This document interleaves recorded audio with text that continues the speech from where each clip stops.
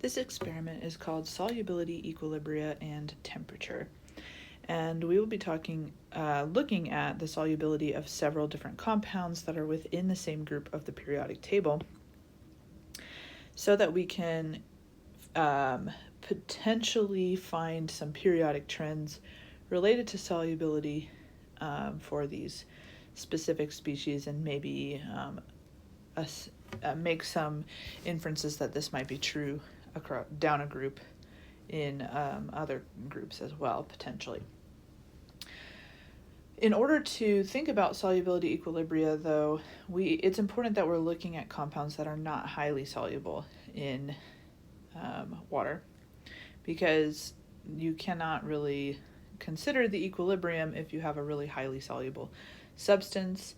It's better for it to be something that has a low solubility. So these compounds of magnesium hydroxide, calcium hydroxide, and strontium hydroxide all have pretty low solubility in water, and they're low enough that we can get reasonable values doing a titration.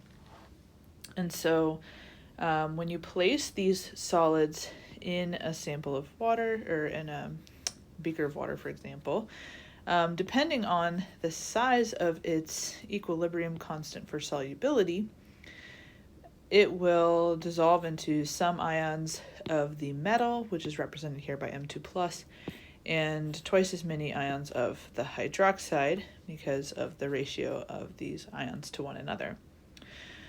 So if we were to write out the KSP expression describing this equilibrium process, we would see that KSP is equal to the concentration of M2+ times OH minus, and the hydroxide is squared because of the coefficient for hydroxide in the reaction. There are, in all of our equilibrium expressions, we always have product over reactants, but when your reactants are not in the same state of matter, you can't really include them in the equilibrium expression. So solids are always excluded, which is why we just have one in the denominator here. And most of the time for a KSP expression, you won't even see that one written. But this is the equilibrium, so therefore this is true when the products are formed, their concentrations at equilibrium. All right, so to think about this experiment, we will take a sample of whatever metal hydroxide your group is examining, and you will put it in water, and you want to put sufficient solid in there that even after it's been stirred for a while, it's not dissolving anymore and you have a pile of solid left at the bottom. That is how you will know that your solution is saturated. These will come already pre-saturated for us, but you may have to resaturate depending on the solubility at various temperatures, because we'll be playing around with that in this experiment as well. So in a saturated solution, we've already mentioned that this is an equilibrium. Some of the particles of solid are still dissolving in the water, but then once more particles dissolve, it makes this too saturated, so other particles precipitate back out. So you get this constant dissolving and precipitating that leads to a fairly constant amount of ions in solution as well as solid at the bottom. So one thing that will be important to think about in relation to solubility is the molar solubility, and we're going to relate molar solubility and the solubility constant in just a moment. So we'll let the molar solubility be X, and that is going to essentially be equal to the moles of the metal hydroxide that are dissolved over the liters of solution. And so it's important that it's the moles that are dissolved, not the moles that we put in the solution. So if that is our value of X, the proportion of the compound to the metal ions is a 1-to-1 ratio, because for every compound unit there is one metal ion. So X is equal to the concentration of M2+ ions 2x, though, is equal to the concentration of hydroxide ions, and that's because there are 2 hydroxides in every one molecule, or every one formula unit of the metal hydroxide. And so taking these values of x that put these into the same variable allows us to relate them, we can set up our KSP formula now, plugging in x and 2x for our concentrations, and we'll get a formula that looks like x, KSP is equal to x, the metal ion concentration, times 2x, the hydroxide ion concentration, but don't forget that hydroxide concentration should be squared. And we can simplify this a bit further, and we will end up with 4x cubed for the formula for KSP, relating it to molar solubility. So x is our molar solubility. We can solve for x if we were given a KSP. In this case, we're measuring x and using that to determine what KSP must be. So we've prepared our solution, and we have it in this beaker. It's saturated. We see solid at the bottom. We're going to filter out the supernatant liquid, which is the liquid above the solid, and we're going to use that liquid in a flask so that we can titrate it.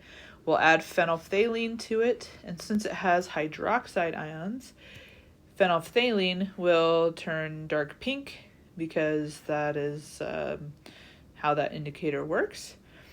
And normally we would have the acid in the bottom flask and the base in the burette, but we're doing kind of the opposite reaction here. We have the base in the bottom flask because that is our analyte. That's what we want to know the concentration of. And we have in the burette an HCl solution with a known concentration, and we're going to titrate it. And phenolphthalein switches from clear to pink or pink to clear, depending on the basicity of the solution. So when we get to a neutral solution, it should be just the instant that the solution turns clear. That we will determine to be our equivalence point. So we'll take our known concentration of HCl and measure the volume of HCl using the burette measurements that is required to get us to the equivalence point. That's the general technique of a titration anyway. But recall that we don't know the concentration of our metal hydroxide solution, and that's what we're trying to find by way of measuring the amount of hydroxide in the solution. So we have an unknown molarity, but we will place a known volume of the metal hydroxide solution in here. So it could be something like 10 milliliters, it could be 30 milliliters. We will have measured that out. So we can use the known volume to help us get to a conclusion about the unknown molarity. All right, so just like any acid-base reaction, from a Bronsted-Lowry perspective, we have hydroxide ions reacting with hydronium ions to make water. And so there's a 1-to-1 ratio of hydroxide and hydronium. So at the equivalence point, when the solution turns clear, the moles of hydroxide are equal to the moles of hydronium. That's the whole point of the titration, to get it to that point where they're equal to one another.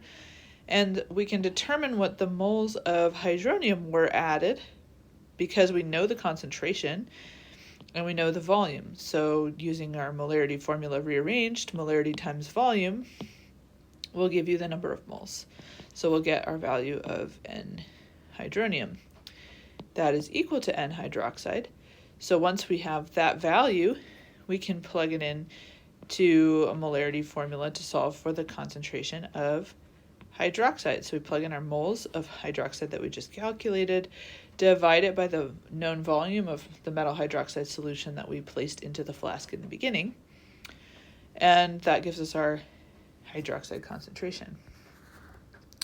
From here, we know the relationship between hydroxide concentration and the metal 2+ ion is that there should be half the concentration of metal 2+ compared to hydroxide, and that was based on the original reaction, or the expression we wrote of our dissolving metal hydroxide makes 1 metal 2+ ion and 2 hydroxide ions. So if we know that to be true, we can calculate the metal 2 plus ion concentration. And when we have both of those values, we can plug them into our KSP expression and solve for a value of KSP. We're going to do multiple different titrations at different temperatures, so you will obtain several different KSP values. We will also collect class data so that you have values of KSP at 3 different temperatures for all 3 metal hydroxides. So from here, we're going to examine the effect of temperature and think about what that information will tell us. So the relationship between equilibrium and temperature is determined by the thermodynamics of the reaction. In this case, it's not a reaction, it's a dissolution process. But recall that the important variables involved in thermodynamics are delta G, the free energy, delta H, the enthalpy, and delta S, the entropy. The formula for the free energy that we've seen previously is that Gibbs free energy delta G is equal to the enthalpy minus the temperature times the change in the entropy. So this formula is the very commonly discussed thermodynamic formula for different processes and reactions, but we can also write another equation for the relationship between delta G and the equilibrium constant, K. In this case, K is going to be a KSP because that's the type of process we're examining. But delta G is equal to negative R times T times the natural log of KSP. And this R here is the gas constant, just like mentioned before. And when we learned about gases, but it is involved in this equation as well. So we could rewrite this entire set of equations because delta G naught should be equal to itself, so we can set the right sides equal to one another and rearrange, and we can get a formula that looks like this. Ln of KSP is equal to negative delta H naught over R times 1 over T plus delta S naught over R. And you might recognize right away, because we do this quite frequently, that this is set up in a y equals mx plus b format, and that is done intentionally so that we can figure out how to plot our data and obtain potential values for the enthalpy and the entropy. And so here on the left, I've drawn 2 possible profiles of our data that we could see. We could see a line where the equilibrium constant of dissolution increases as our temperature decreases. Since this is 1 over T, as we go to the right, the temperature is decreasing. We can also see a negative slope for the data. So either one is possible, but we can get a best fit line and equation for that line to determine the value of m, the slope, and the value of b, the y-intercept. So once we have those values, we can relate them back to our formula. So m is equal to negative delta H naught over R. So if we rearrange, we can solve for just delta H naught, and that'll tell us about the enthalpy of this dissolution process with this specific metal. So it's important that you connect the dots for the data with the same metal hydroxide, and you'll end up having 3 lines overlaid on the same graph so that you can compare all 3 of the different metal hydroxides. B, on the other hand, the y-intercept, is equal to delta S naught over R. So if we rearrange this, we can get the entropy. So we have a way to solve for the enthalpy for each metal hydroxide's dissolution and its entropy. So what do the values actually mean? This may be a bit of a refresher. If we have a positive delta H value, it means that the reaction was endothermic, or the dissolution was endothermic. If we have a negative value, it is exothermic when it dissolves. If we have a positive delta S, that means that it is increasing in how we would describe it. Potentially, we could describe it as randomness or chaos.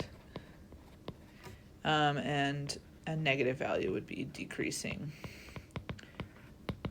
All right. So that would be how we would interpret the values we get out of our analysis. And so when we take the class data and we get values for delta H and delta S for all three metal hydroxides based on these plots, we can make some inferences about periodic trends down a group if there is a trend that appears. There may be no trend present, but that would also be a valid outcome of your analysis.